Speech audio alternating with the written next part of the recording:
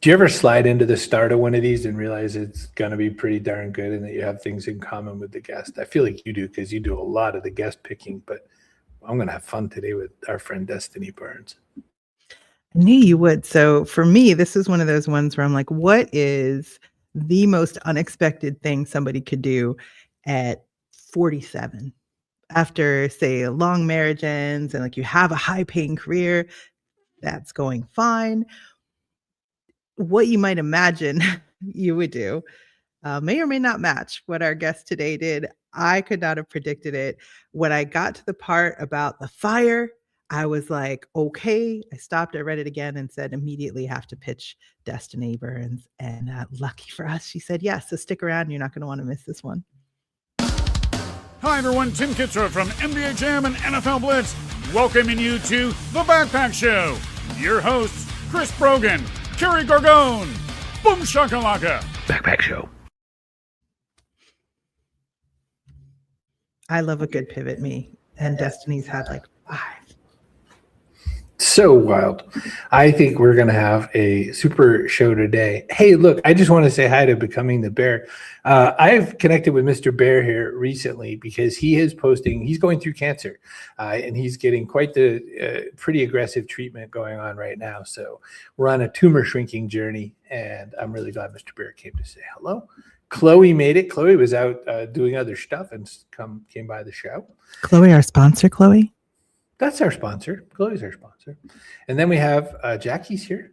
And then maybe even my dad. I don't know. He was just texting me in my phone. So listen, I think let's grab Destiny. Let's bring her in. Let's start grilling her and getting all the scoop. Destiny Burns, welcome to the Backpack Show. Glad to have you on today. Hi, guys. So, okay. I don't even know where to start with all of this.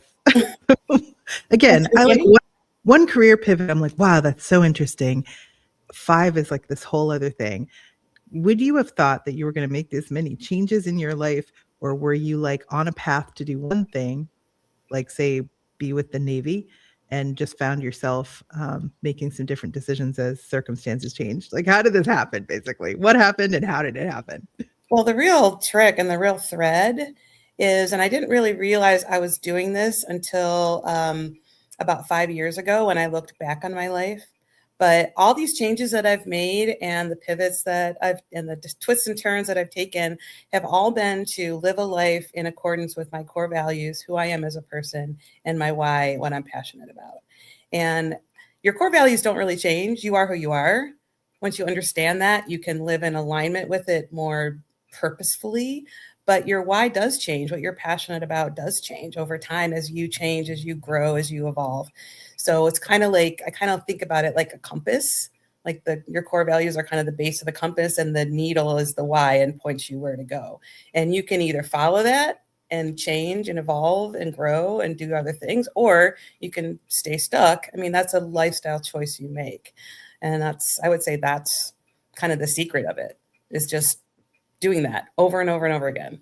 Way, way, way back, like before your brain was cooked, when you were 16 and you went as a foreign exchange student to Italy?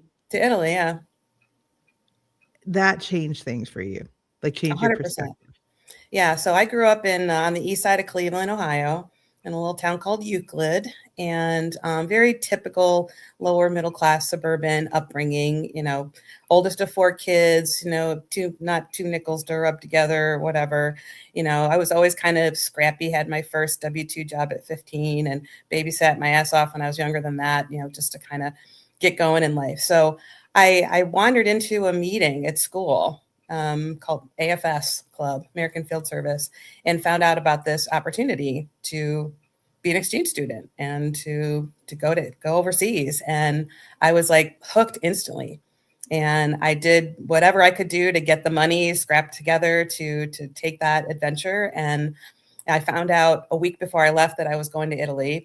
Back in those days, you couldn't choose your country. You just kind of got sent somewhere. And I was sent to Italy and for summer before my senior year. And I didn't speak Italian. I went to the library and got a record. That's how old I am. About Berlitz record to learn how to speak a couple of phrases in Italian. And I got on a plane and I went. And it was a big leap, but I don't know. I knew I wasn't on a path to college then.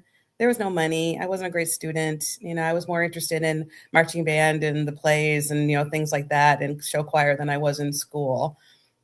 But I just needed a way to break out. And this was a way. And being in a foreign country, living in a family, learning a language, being immersed like that, it just kind of opened up my eyes to the whole wide world. And I discovered, passions that I didn't know I had and talents that I didn't know I had for foreign language and other things.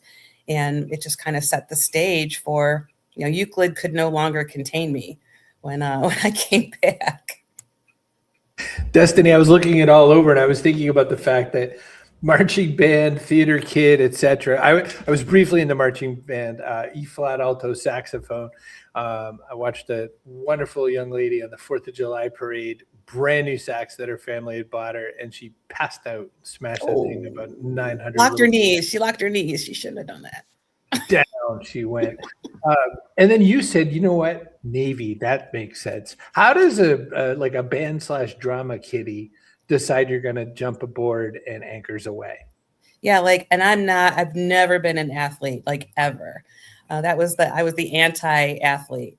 So it all happened because we were sitting at dinner one night. It was the middle of my senior year. I'd been back from Italy about, 4 or 5 months. And I knew I couldn't, apply for college or go to college. It was just not a path for me. There just wasn't any resources in my family to do that.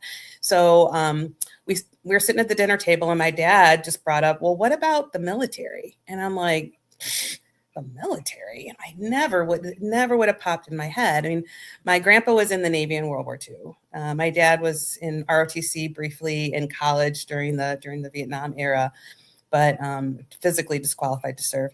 But he brought it up and I sat there and thought about it. And I'm like, we're almost done with dinner. And I'm like, okay, Dad, let's go. Let's go to the recruiter right now. Because if I don't do it now, I'm going to lose my nerve and I'm never going to go. So he's like, okay. So we got the car keys and off we went to the recruiting station. And the Army guy was gone. The Marine guy was gone. The Air Force guy was gone. The Navy guy was just leaving. And so we went back in the office. I was predisposed to the Navy anyways, but the other coincidence was he was a Vietnamese linguist in the Navy. And that was the field I was most interested in, was linguistics. And I now know it's very unusual that a Vietnamese linguist would have been stationed in Euclid, Ohio, but it was just meant to be. And he told me about the language program and the cryptologic field and about money for college and da-da-da-da-da. And I'm like, well, shit, let's go. Where do I sign? So I was still 17. So my parents had to sign me away to the government, in order for me to join. Back in those days, it was 10-to-1 male to female ratio in that field. So there's accepting very few women because women were not allowed to serve on combatant ships or in combatant aircraft or anything like that back in the 80s, early 80s. So they let very few women into the field. So I had to wait a whole year in order to go to school. But yeah, I signed up as a Russian linguist. So speaking of, letting the woman speak, I'm going to give it back to Carrie in a second. But, back cryptology, as that has developed, I mean, if you were 20 and in there right now, it would be cyber warfare. Yeah. And as I was leaving the Navy, retiring from the Navy in the early 2000s, it was becoming more about information warfare and cyber, right, and all of that. And now it is really more focused like that. But there still are linguists in the Navy. I think sure, that their kind of job has changed a little bit. Like when I was in the Navy in the early 80s, it was, the Cold War, right? So, spy versus spy and blah, blah, blah, and all that kind of stuff. Ronald Reagan, trust but verify. So I always say when people ask me what I did in the Navy, when Ronald Reagan said trust but verify, we were the verify. We were back with the headphones listening, and stuff like that. So that's kind of what cryptology was like back in the day, signals intelligence anyways. And it has evolved quite a bit. Now linguists do things like interrogation and law enforcement and humanitarian assistance and things like that, where, that wasn't just a sit back and listen kind of thing like we used to do in the good old days of the Cold War. Was it like a Tom Clancy novel? Because that's what I was imagining when I booked you. Like Tom Cruise said, if I told you what I did, I'd have to kill you, in Top Gun kind of thing. Yes. It was, it had its moments. Can I say it did have its Tom Clancy moments? And I remember reading on for October when I was a brand new, third class petty officer at my first duty station. That book came out, and I was a Russian linguist in the Navy, and it was kind of cool to read that book. And I've been a Clancy fan ever since. But yeah, it did have its Tom Clancy moments. I will say that. Destiny, I have a question. Mhm. Most days I'm tired. Now listen, I get up early, I Me do my too. thing, I have my moment, I'm tired. And I'm trying to imagine how at 47, you get your kid out of the house, you got a pretty comfy job, like you're happy with what you're doing. You became a volunteer firefighter. That is did. not easy to do. It Why was and how? Well, I was always, from the time I was little, and I credit my mom with this, because my mom always instilled in us service to others and being engaged in the community. And I always have been since I was a little kid. And it's always been a key part of who I am as a person, and my core values, service to others has always been a really key component of that. And I always feel more like myself when I'm doing things like that in my daily life. So when I was, raising my kid through school and everything, I was that mom that was, the vice president of the PTA and the chairman of the after prom committee and the marching band mom and the Girl Scout leader and the, all that kind of stuff, and the school trip chaperone. So I was always really, really engaged in the community and with my kid. And when she went off to college, most of that stuff dried up. It went away. And that was also the time when my marriage was starting to suck and things were just not really working out. And, so it was a big period of change in my life when I was in my early 40s as my kid flew the nest and tried to figure out what to do with my marriage. So I, after my divorce, I looked for a way to reconnect with that, that service myself. Because I was, at this point, I'm working in an office. Yeah, I'm doing national security stuff. I'm still in the intelligence community space. I'm, blah, blah, blah, whatever. But it's still an office job, right? I'm not saving the world or anything. So a friend of mine said, hey, why don't you come, join Sterling Volunteer Fire Company, as an associate member, as a support member, because she was a support member. And you can help with fundraising and kids' birthday parties and stuff like that. And I'm like, yeah, this is great. So I did. And it was awesome. And it was like reconnecting into that culture, that military culture, because the fire service and, it's paramilitary. It truly is. And I just felt right at home. It was like slipping on a glove in that environment. And I just loved it. And because I had a military background, one of the firefighters asked me to help them start an honor guard, because they wanted an honor guard. And I had done that in the military. So I'm like, okay. So all of a sudden I'm the captain or the commander of the honor guard for the company. And because of that, I got to really get to know a lot of some of the operational firefighters, the volunteers, and to ride along and stuff like that. And I'm like, this is freaking great. I loved it. I had so much fun. And I'm like, I need more of this. So I submitted my application to transfer from, support associate member to operational member when I was 47. And my company said, okay, we'll give you a shot. And, they didn't take it easy on me. I had to work. I had to work for it.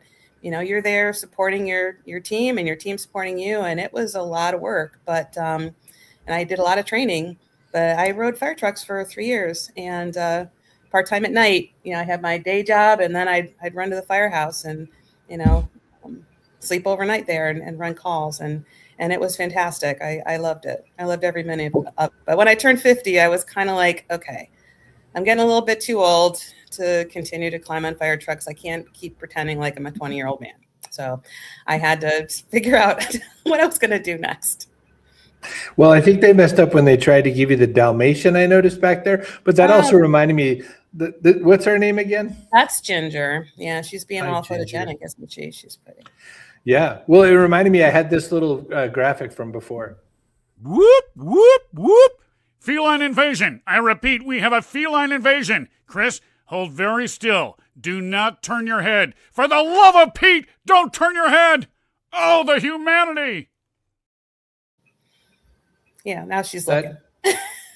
How in the world could I have had that ready for Ginger? That poor creature. So I have to do two things. While I'm thinking about it, I'm going to do our quick thanks to sponsors. So I'm going to say to Chloe Forbes Kinlan, who is our Notion expert and many other things.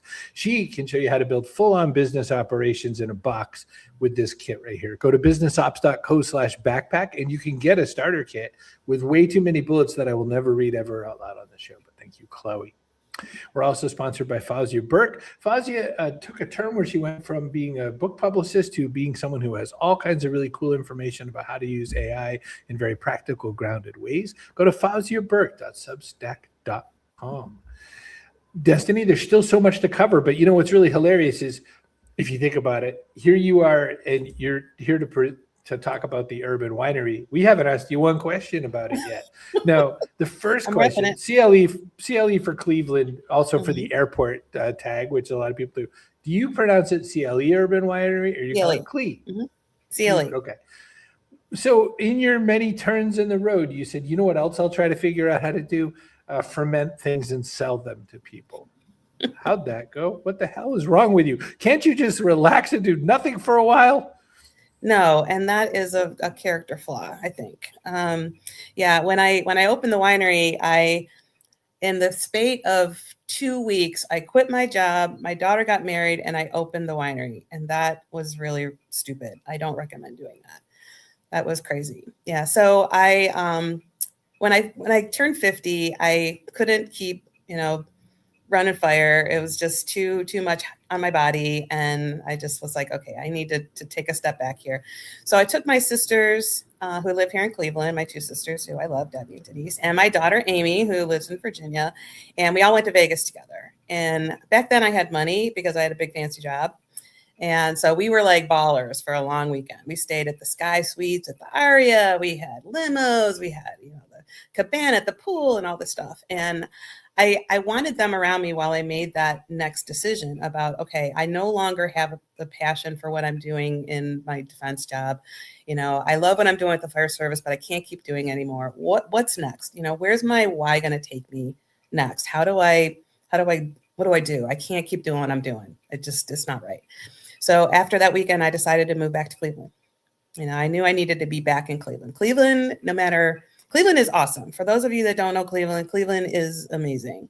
And it's no matter where I lived in the world, and I lived all over. I was stationed in Hawaii. I was stationed in Japan. I've been in the Gulf. I've been in Australia. I've been all over the U.S. Cleveland is home, and I love it. And coming back here was a great decision for me. And I moved back here, and I took a year. I still worked at home with General Dynamics, but I took a year to figure out what I wanted to do next. I always wanted my own business. I always had this entrepreneurial kind of mindset.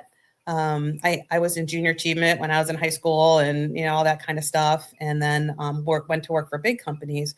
But I always had books on my bookshelf about like starting a little tea house, or maybe when bed and breakfasts were a thing, that kind of thing, or a small restaurant or something like that. And so when I moved back to Cleveland, I got serious about it. And I decided I didn't want a restaurant because Cleveland is a great foodie town. It really is. And I didn't want to compete in that red ocean of competition. But the brewery culture here is very strong, especially, 10, 15 years ago, craft beer was king, and Cleveland had amazing breweries. And I love them because they were kind of in the neighborhood, and if they served a neighborhood and made a good product, they thrived. And I figured if it works with beer, why not wine? So, but I'm not hearing that you'd run a business before of any kind. I never had, ever. I mean, I'd never even run a point of sale system before. So I honestly didn't know what I was getting myself into, to be honest with you. I was just really thinking about the impact, right, of what I was doing. Yeah, that's a little 3D tour of my place. And I wanted to create this third space because I don't know how to make wine either.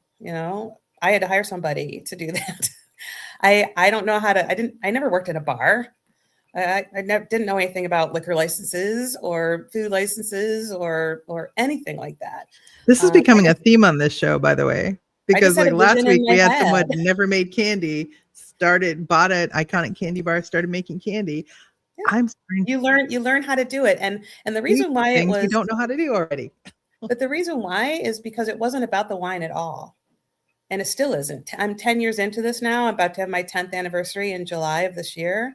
But it's not about the wine at all. It's about the connections. It's about the people. It's about, the impact of what I'm doing. And that's my why right now is impact. And I look through my business every single day to have some kind of impact. It might be small. It might be changing somebody's day because of a conversation we had over the bar, or it might be holding a huge fundraiser at the space where we make a lot of money for some great cause, or whatever it is. As long as I'm making an impact every day, then I'm still on the right track. And it really doesn't matter what that mechanism is to get to that impact. The winery just happens to be what I'm doing now, but it's the impact that matters. So that's why I started it, was more about bringing this great community asset, this third space, to my beloved hometown. And that's where my head was when I was doing it. And that's really the fuel that has kept it going all these years. It is interesting. I was sort of putting it together that the concept of the winery came after that baller trip to Vegas, where you were probably out at some cabana somewhere with a few beverages in you and saying, you know what we could do, girls? Probably a winery. I was always a foodie, I got to travel a lot and live cool places when I was in the military and in defense. And I was always an amateur foodie. So food and wine was always a passion of mine, that I really enjoyed. So, that was kind of like a good mechanism to build this third space around food and wine. And wine ended up being kind of the right thing to bring into the space, the Cleveland market. Urban wineries are really not a thing. Even 10 years after I started it, they're becoming a little more of a thing. But my winery, as you saw in that little 3D tour, it's built into a 100-year-old auto repair garage. It was a dirty, nasty garage when I rented it. It's about 5,000 square feet, and completely with all my retirement savings and a lot of money from the bank, made it what it became. And I just had once I saw the architect's drawings of what this garage could look like, I knew I had to do it. Sorry, go ahead. Oh, I'm sorry. You could go. You wanted to ask a question. No, so part of the reason that I fired off an email at whatever time it was on like a Saturday to book you, I had read about how a fire actually destroyed the building next door to you in January 2025. And that had to be scary, since you put so much of your money and yourself into renovating your own buildings, or number one. But you just turned the winery into a supply station for first responders. So how do you manage to think that clearly when things are just pure chaos? It's, I just always go back to my why. And I remember that day very clearly. This project is called the Marquee in Cedar Lee. There's a very famous art theater. It has its 100th anniversary this year. It's called the Cedar Lee Theater in our neighborhood. It's right across the street from me. And so the new development that we fought so hard for, we fought for years to get this development done. 140 apartment unit.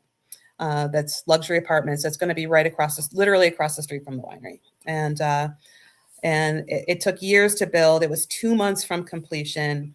And one night it caught on fire. And they said it was accidental. They don't know exactly what happened. It was a space heater or some shit, who knows? But it burned to the ground. It was 20 hours. They put millions of gallons of water on this. Plus it was January and it was below freezing. And the first responders were covered in ice. Everything was covered in ice. This place looked like Elsa's castle when it was done, being extinguished. And it was just I just remember standing there inside the winery, watching it just continue to burn all night, and just was at such a low point. So I came back the next morning and they were still, fighting the fire. And there was a fire truck, sitting outside of the winery attached to a hydrant right out front. And I'm pretty good buds with the Cleveland Heights Fire Department. We've hosted a lot of their retirement events, and I sponsor their golf tournaments. And I always look for ways to support first responders. There's Cleveland Heights Fire truck right out front, and there was all these like mutual aid companies were there too. There's lots and lots and lots of firefighters for a huge fire like that. And I went up to the lieutenant on the truck, and I'm like, okay, what can I do for you guys? I need to do something. I can't just sit here and do nothing. This is ridiculous. So he's like, being a first responder, he's like, oh, I'm fine, no problem. We got everything we need. And I'm like, yeah, bullshit. You've been out here all night and you're freezing cold. So I started to like throw things out. What do you need? Some food? What do you need? It's like, no, we got donuts and coffee over at the canteen over there. No problem. And I'm like, what about some hot soup? Would that taste, in your hand? And like the look on his face, like he wanted to say no, but the look on his face said, oh my God, that would be awesome. So I'm like, okay, that's my mission. So I called up some friends. I called up some other businesses, in the local area. And I said, let's get some soup and some bread and some cookies and some other stuff here. And let's get these guys some soup. And so that's what we did for the next couple of hours. And my space was a garage, right? So they can come and tromp in there and go to the restroom or whatever, take a minute, take their gear off, so I just opened the space for the rest of the day just to let them have that space and give them some warm soup in their belly. And, it just felt so much better to actually be doing something positive and impactful when that horrible thing had just happened. And I didn't know what it was going to do to my business. It was almost a death knell. I mean, and we were so blessed that there was not further damage. The theater had a tiny bit of water damage, I think, but the rest of the businesses in the district were fine. And it did not spread and nobody was hurt. So it was a miracle. It truly was, because it was a really serious fire. And good firefighting work coming and some out of that, luck though, coming out. yikes, but that one day I could take back some control. I could do something positive and impactful. So I did. And I was working with one of my politician friends, my local politician friends, and we had trouble getting the soup past the line, like where civilians couldn't cross, to get into the fire ground. So she was like, oh yeah, we're getting the soup in there. So she went to the command center and she went here and there and we got the soup out. So it worked out. Well, I do have one other question after that, because I was thinking, 10 years in, you're not a sit still kind of human. No. What's next? Wow. It's interesting. You asked that. I coming out of COVID was also really crazy ass time for any hospitality business. Like I remember the Sunday afternoon when our governor did a press conference and said, yeah, at 9:00 tonight, effectively, all bars and restaurants are closed indefinitely. What do you do with that? I got staff, I got wine in process, I got bills. What do you mean everything is closed indefinitely? So coming out of that, figuring out how to operate a business in that environment, figuring out how to operate a business when there's no guidance coming out of it. And then multiple years later, with all the other challenges we've had, the business is finally, after 5 or 6 years coming out of COVID, in a good, stable place. Thank God.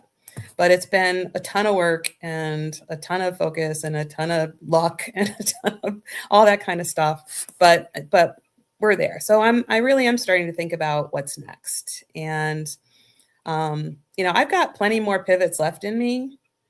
I'm not done yet. I'm only 61. So hopefully, God willing, I have plenty more pivots, ahead of me.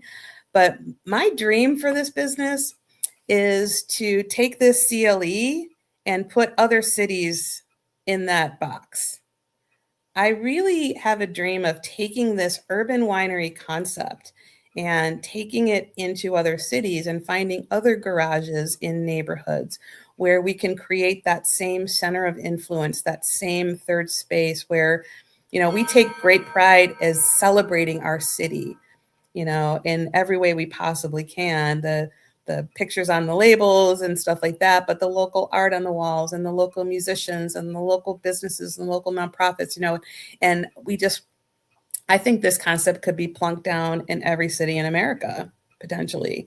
So I'd love to explore that potential of franchising this business, take it to other cities. And, that's a pipe dream, but, it's something that could happen. And I think now that I have 10 years of operation under my belt, I know how to make this work. I can document this urban winery in a box kind of thing and just finding the right owner operator who's like me, who loves their city as much as I love Cleveland, and is passionate about serving a community and serving a neighborhood, and like I did, and taking what I learned and not making the mistakes I made, getting, the fully formed product and all the risks, taken out of it. I don't know. I think it could be a good idea. So, we'll see. But, beyond Destiny, that, I don't think anyone's going to be betting against you. Let's just say that. That's no one on who this. knows? It could happen. It could happen. So but that's kind of my dream, my next big dream. Good dream. I love it. Well, we've come to the part of the show where we do this. Oh, and here's our person of the day. Kaboom! I think we have to give it to our man, the Bear, if he's still around. Mr. Bear, you have become the person of the day. That entitles you to one free apple. You just have to go into any old store, grab the apple, and run. When you get out in the parking lot, just eat it whenever you want. You don't even have to wash it if you don't want. It's perfectly clean and fine. Nice prize. You win. And then we also, one of the things we ask every guest that's ever been on the show is what goes in your backpack. Now, it could be something physical. It could be something metaphorical. It could be an apple. It could be hope for the future. Destiny Burns, what are we putting in the backpack today? My why. It's always with Why me. is a good one. I always thought instead of a backpack, I can kind of see that image, but I always kind of feel it as like an amulet around my neck. Because you gotta listen to it, you gotta hear it. You can hear it from the backpack too. It's not a static thing. It's going to talk to you. It's going to change. It's going to evolve, and you can listen and change with it, or you can ignore it and live a life in discord with it, which to me is much harder. And what a waste. I think that makes all the sense in the whole wide world. Now, I did get a chance to go eat in another garage in Little Rock, Arkansas. That was an interesting time because I got to see a certain former U.S. president's library. And let me tell you what I saw in the back.